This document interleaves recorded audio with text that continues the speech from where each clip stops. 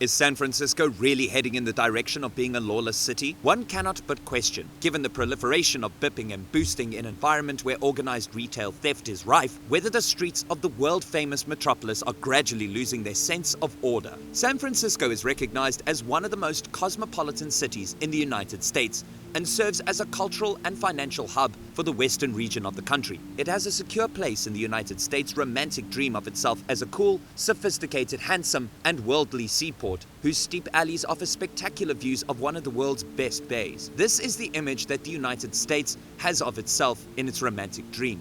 Decline in population.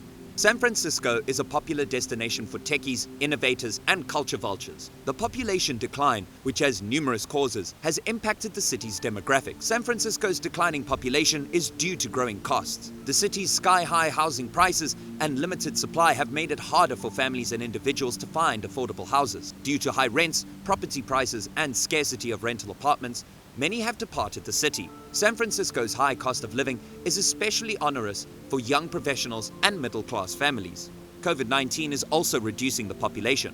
Telecommuting increased after the pandemic. As commutes became shorter, many employees and their families moved to the suburbs or countryside. San Francisco, like other cities, evacuated in significant numbers during the pandemic. The pandemic also hit San Francisco's critical tourism business. Travel restrictions and visitor declines hurt the tourism business. The tourism downturn has cost jobs and weakened the economy. Some residents may have left for better jobs. A population decrease isn't necessarily terrible. San Francisco's population loss has created opportunities elsewhere. Due to the population decline, reduce regulatory barriers to building, boost housing supply, and incentivize affordable housing. These programs prevent city dwellers from leaving. San Francisco losing roughly 90,000 residents by 2020 is a severe issue, but it may also be a chance for progress and contemplation. The city is adapting and changing to make it more welcoming and sustainable. These projects may reverse the population decline and restore San Francisco's demographic vigor. Rapid increase in crime. Homelessness and crime, especially car burglaries and shoplifting,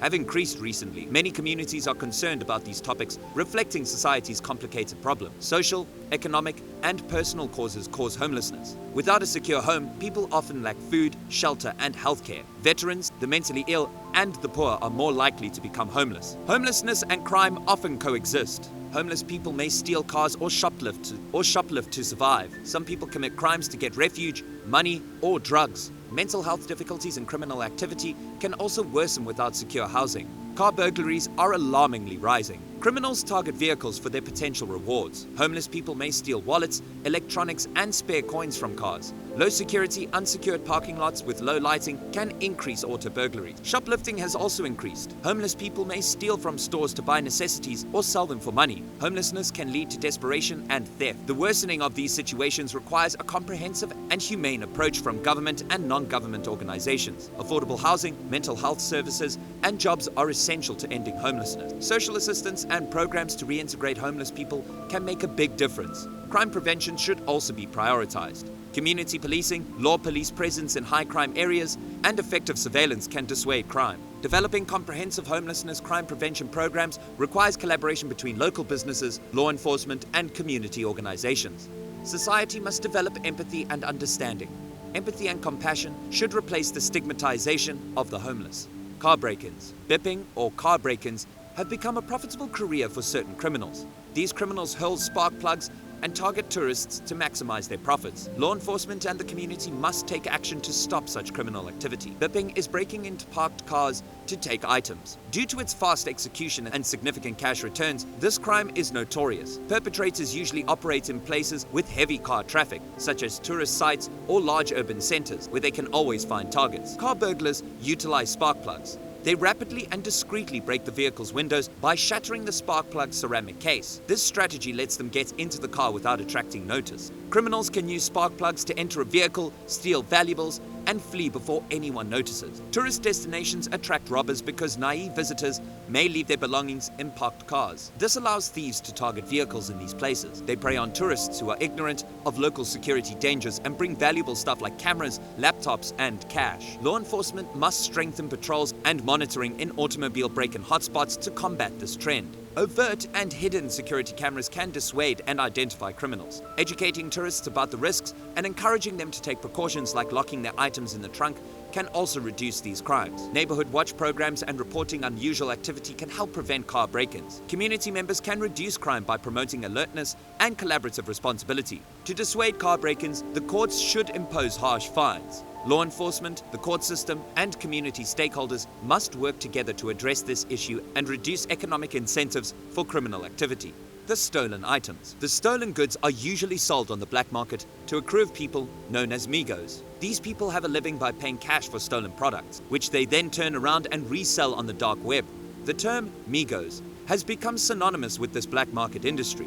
These Migos are able to efficiently acquire stolen goods from a wide variety of sources because they have created a network that allows them to operate covertly. They advertise and sell these items on internet marketplaces because of the anonymity they afford. They can reach more people and interact with more potential buyers thanks to the internet's decentralized and public character. Migos' participation in this black market activity helps to ensure the survival of theft and undermines lawful commerce. Due to the anonymous nature of these transactions and the difficulties in identifying the perpetrators, authorities have a hard time putting a stop to this. Law enforcement, online marketplaces, and the general public need to work together to tackle this issue by raising awareness and discouraging the demand for stolen commodities on online marketplaces. Criticism of cops. The San Francisco Police Department, SFPD, has come under fire for what some see as a lack of action, as well as for the district attorney's reluctance to file charges that might result in considerable prison time for criminals. Concerns regarding public safety and the city's criminal justice system have been sparked by this recurring issue.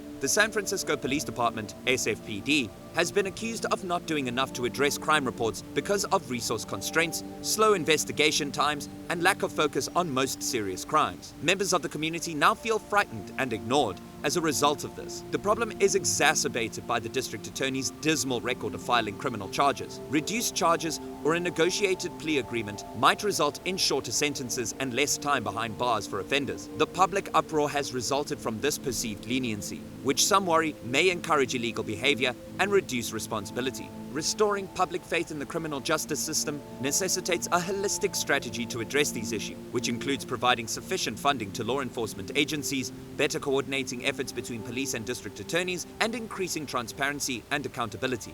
Car burglaries.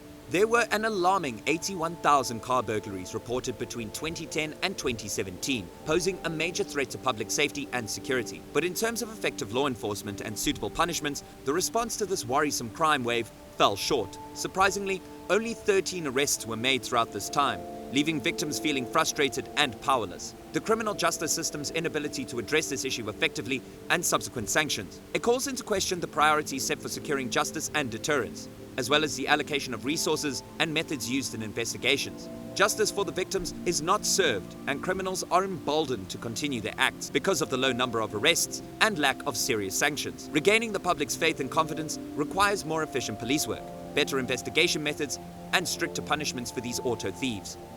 Retail theft increase. Boosting or shoplifting has increased alarmingly. Retailers are suffering from its rapid spread. Organized retail theft is a huge threat to businesses. Retailers lost money and closed many stores. Organized retail theft, where criminal gangs steal products in bulk, worsens the situation. Online and underground markets sell stolen products. Such illicit acts fuel further crimes, creating a cycle of crime. Shoplifting hurts retailers and customers. Retailers must boost security by raising prices. Stolen goods can also hurt businesses, causing job losses and retail closures. Shoplifting and organized retail theft necessitate heightened security, law enforcement retail partnerships, and public awareness programs. Only collaborative action may reduce the harmful repercussions of this prevalent illegal activity. Well, that's all for this video. We hope you got something informational, and if you did, then hit the subscribe button for more videos like this.